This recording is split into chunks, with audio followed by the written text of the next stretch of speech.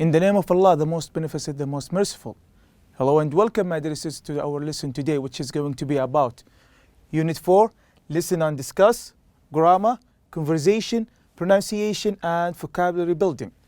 Today, inshallah, let's see the objectives, evaluate information about the text, distinguish between separable and non-separable phrasal verbs, use the real talk phrases in new sentences, also offering, accepting, and declining food and drink, the stress in a word, and match the new vocabulary with its meaning. Okay, let's start.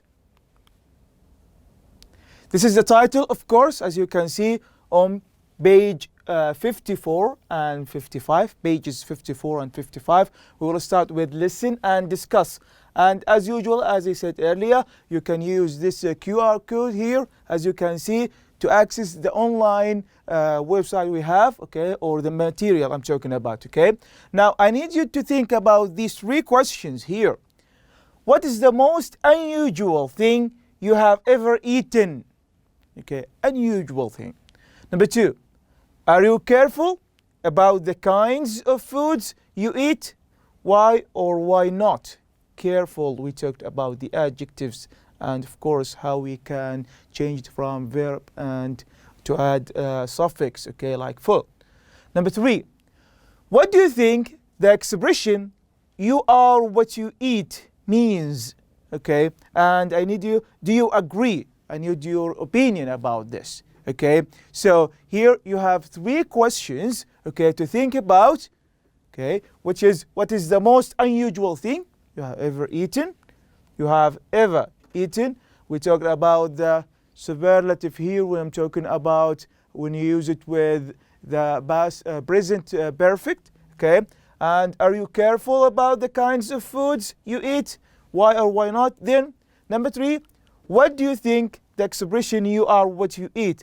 And this one, I want you to go on page actually 54, pages 54 and 55, and read the article, read the passage about the food myths, the food myths. Then come back to find the answer of the quick check. You are going to know the meanings, okay, of these sentences or these phrases, as you can see. Find the words, okay, so you are going to look for words in the quiz that mean what? Number 1, an expensive and or hard to find food. Number 2, poisons. 3, having legal permission to do something. 4, to keep something in good shape. What about number 5? The highest point. 6, fragrant smell.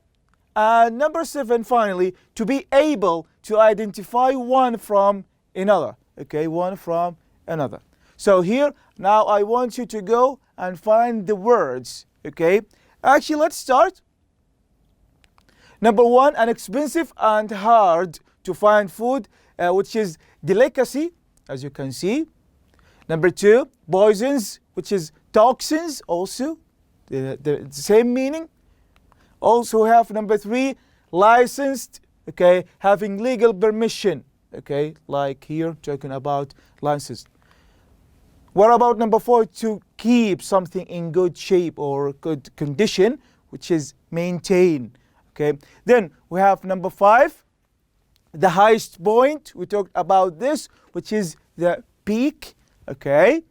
And number 6, fragrant smell, which is aroma, called aroma. And number 7, to be able to identify one from another, which is distinguish, to distinguish, okay, like differentiate sometime, okay, very good. Now we will move to comprehension as answer true or false, okay, either true or false. Let's start number 1. Victims of blowfish poisoning suffer months of illness before they die, which is false, okay. Number 2, antioxidants can help prevent the development of heart disease, and this one is true. 3, blueberries are the food richest in antioxidants, and which is false also. Number 4, Fresh vegetables are at their nutritional peak when they are cooked. So here we're talking about false, number 4. 5, our taste buds are responsible. Taste buds, okay, which is you can find it on your tongue, okay. Sometimes you can feel it. It's called taste buds. When the food, for example, you can taste food using the buds, are responsible for only 20% of what we think of as taste, and this is true actually. And number 6, here I'm talking about cochineal has only been used as a dye for the last few decades, okay, and this one is false, okay. Good. Now we will move to grammar, okay, pages 56 and 57 here. And of course today we will start with phrasal verbs. What do you know about phrasal verbs? Okay, phrasal verbs are like 2 or 3 words, okay. Here a phrasal verb is made up, it's a phrasal verb actually made up of a verb, okay, and a particle. What do I mean by particle? A particle, it could be a preposition or sometimes an adverb, okay. It could be the word that is used as an adverb or sometimes a preposition, okay. You are going to see some examples next, inshallah, okay. The particle gives the verb a different meaning, okay. So when we add a particle like a preposition or an adverb, okay, it gives us a different meaning, okay. Like for example, big, okay.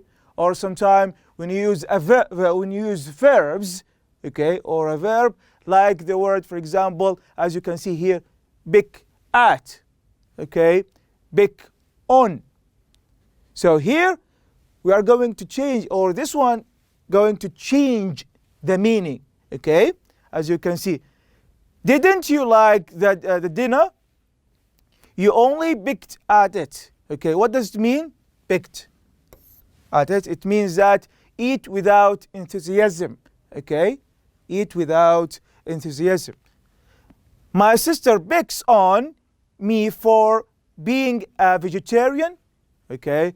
Pick on, it means tease, it's something like being interesting or something like that, okay. We need to pick out, okay. A restaurant for the celebration here I'm talking about, which is choose, okay, to pick out. And what does it mean, pick up here? Will you pick up a gallon of milk on your way home?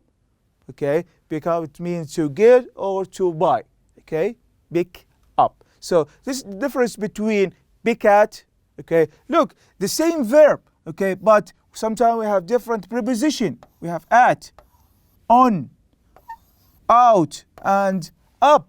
Different preposition and different meaning, okay, different meaning. Good.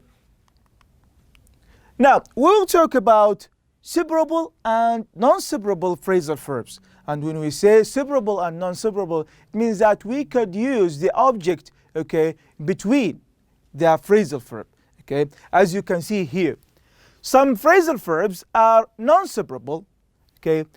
It means that the noun or a pronoun always follows the particle, okay, always follows the particle, as you can see. So we cannot separate them, okay. I ran into, okay. Guys, we have at least 3 verbs that are non-separable always, okay. Run, for example, okay, go and sit, okay. So pay attention to this, okay, which is run, go, and sit, okay.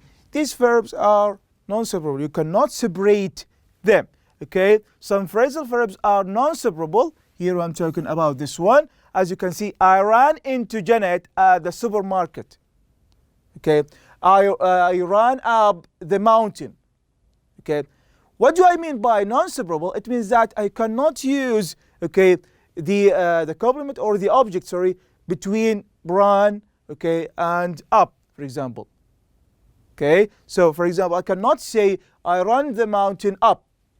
No, this is incorrect. Okay, so I ran into Janet at the supermarket and I ran into her.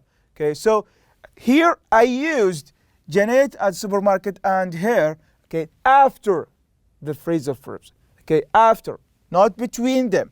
Okay, so here also we have some phrasal verb, non-separable phrasal verb, as you can see: call for, come from, look into, tire of, turn out, run into, go on, and come across. Okay, so these are all of these, as you can see, phrasal verbs are non-separable. You cannot use or you cannot separate the verb from the particle. Now actually let's see how you can separate, okay, the phrasal verbs. Many phrasal verbs are separable. Okay, you can separate now. Okay, a noun object can come after the particle. Okay, look, the chef cut off the steak into small pieces. The chef, okay, as you can see here, a noun object can come in between the verb and the particle. As you can see, the chef cut the steak up into small pieces. Okay, also if a pronoun object is used, it must. Okay, so here we have must, so it must come between the verb and the particle. Okay, so the chef cut it. Okay, so here we have a pronoun, so the pronoun must come in between the phrasal verbs, as you can see, into small pieces. So here you cannot use, for example, the chef cut up it into. No, cut up. Okay, cut it up into small pieces. Okay, of course we have many phrasal verbs, okay, that are separable and you can use the object in between. Okay, as you can see here, the examples, you can see, you are going to read it, okay, and try to practice saying them. Okay, try to. Of course, you can look it up, okay, in a dictionary, find the meaning of these phrasal verbs. Okay. Now we will move to three word phrasal verbs. Okay, 3 word. Okay, not words. Okay, so phrasal verbs. Why I'm talking about this? Because we deal with them like one word, okay, but while we are using them as 1, 2, 3, okay. Look, 3 word phrasal verbs consist of what? A verb, a particle, okay, and a preposition.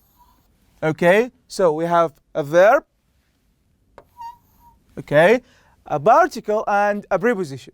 So the 3 word phrasal verbs are non-separable. Okay, you should recognize this and you should know this. Okay, they are non-separable. Okay, the noun or a pronoun always comes after the phrasal verbs. Let's see the example. The doctor says you must cut down on. What does it mean, cut down on? It means to stop. Okay, cut down on sugar. Stop eating sugar. Okay, so here the doctor says you must cut down sugar to reduce the amount of sugar that you have daily. You must cut sugar down on. No, you cannot use sugar in between. Okay, so here the 3 word phrasal verbs, okay, are non-separable. Okay, so here also you have 3 word phrasal verbs. Like examples, you can try and you can look it up in a dictionary. Okay, so for example, look forward to. I am looking forward to meeting you. Okay, forward, look forward to. Okay, make do with, run out of milk or run out of sugar. Okay, as you can see, 3 words: run, out, of. Okay, it means that we don't have enough sugar or milk, run out of milk or sugar. Good. Now let's go to conversation page 58. Okay, and when I'm talking about conversation, we will use the real talk. Okay, how we can use it in daily life conversation. Okay, when we talk, we need to talk. We need to know the meaning of these words. For example, spread. Okay, what does it mean, spread? Okay, it's abundant meal laid out on a table.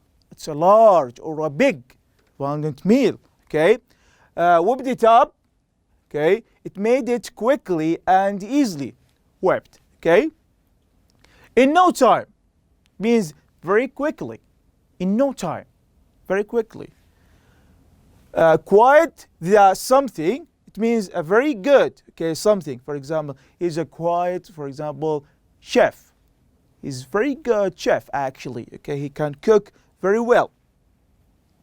Come to think of it, it means to reconsider again, rethink about this. Something has just occurred to me. Come to think of it.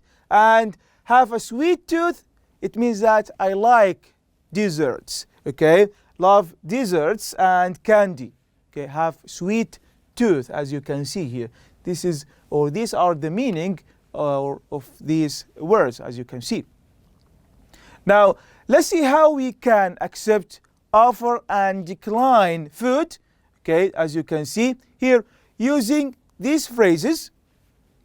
Of course, when I'm talking about phrases, please help yourself to, for example, to, if you have a table, a lot of food in front of you, lay it in front of you, okay? So please help yourself to taste or to try, for example, chocolate, okay? Or the cheesecake I'm talking about, okay? Would you like to try the mushroom, for example, and so on? Can I give you some more, okay? Drink or some more, for example, things that I'm trying to offer, okay, to offer. Thanks, I'd love a little or some more, okay. If you want now to reply, of course, accept. This is how you can actually accept, okay. And here, when you are refusing, declining things, no, thank you, I am stuffed or I am full, for example, thank you, but I don't have an appetite or something like that, and I couldn't eat another bite, means that I am stuffed, okay, I am full, I cannot eat anymore. Like here, I am stuffed, okay, I am stuffed. This is how you can decline, okay, or refuse the food or the drink. Refuse the food or the drink, okay. Very good. Now we will move to something very important, which is pronunciation. And today, inshallah, we will learn how you can stress, okay, the phrasal verbs. How we can stress the phrasal verb. It depends on the function, okay. It depends on, as you can see here, the function, okay. So if the phrasal verb function as a noun, for example, okay, as this one, okay, then the stress goes on the first word, okay, the first word. For example, here we have sign up, okay, so here the word sign up function as a noun. Look, the example. Where is the sign up sheet? The sign up. So I'm looking for signing up, okay, so where is the sign up sheet, sorry, okay. So here, when I'm using the phrasal verb as a noun, then it means that you are going to stress sign, okay. So here I'm stressing on sign. While if the phrasal verb function as a verb, it means that the stress goes on the second word, which is the particle I'm talking about here. And as you can see, I need to sign up. I need to sign up, okay, as you can see, for the class. So here, as you can see, I used sign up as an example, okay, and I show you how you can stress the phrasal verb if you use it or its function, it is function like a noun, okay, then you will stress the first word. While when I'm talking about the verb, if it's function like a verb, then the phrasal verb, okay, or the stress, okay, will goes on the second word. Okay, actually, you are now going to listen, okay, on how you can stress the phrasal verbs, okay, on page 59. Okay, I want you to listen and practice, please. Okay, listen and practice. Let's go. Page 59. 6. Pronunciation. In 2-word and 3-word verbs, the stress is placed on the second word, the first particle. Listen and practice. 1. Chocolate comes from the cacao tree. 2. Once they receive a shipment of beans, they get down to the business of processing the cocoa into chocolate.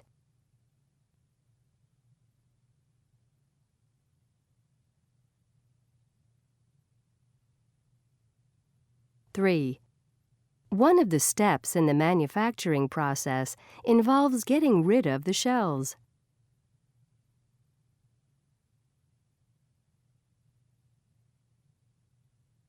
4. Workers take out the cocoa beans and throw away the husks.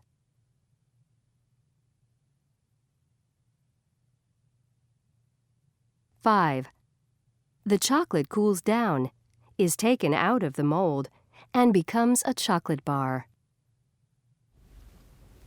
Okay, very good. Now, look at number 4 here. Workers take out the cocoa beans. Okay, take out. Okay, take out. You may hear this one before. Okay, take out. What does it mean, take out? It means like delivery. Okay, so if I am ordering from a restaurant, okay, I want a take out. Okay, but here it functions like a verb. Okay, so workers take out the cocoa beans, as you can see. Okay, so here I am stressing the second word. Okay, the second one. Very good. The last aspect we have today, which is vocabulary building. Okay, number 7, as you can see. You will see these words in the reading on pages 60 and 61. Match the words with their meanings. Okay, let's see the words. Number 1, existence. What does it mean? It means that, see, the presence of something in reality. Number 2, stable, and which is a common or important item. Okay. 3, vendor. We talk about this. Okay, when I'm talking about someone who sells something. And number 4, quandary, and which is E, a situation in which someone doesn't know what to do. Okay, quandary. 5, indulgence. Okay, which is D here, something you let yourself have even though it may be bad for you. Okay, and number 6, substitute. Okay, which is B, something that is used in the place of another thing. Okay, final number 7, delectable, which is A, delicious. Okay, something is delicious. Okay, we have reached the end of our lesson today, and let's see the objectives. Evaluate information about the text, distinguish between separable and non-separable phrasal verbs, use the real talk phrases in new sentences, offering, accepting, declining food and drink. The stress of the phrasal verb, how we can stress the phrasal verb, determine the stress, and finally match the word, the new vocabulary, with its meaning. I would like to thank all of you for watching us today, and inshallah, I hope we're going to see you at the next lesson. Goodbye.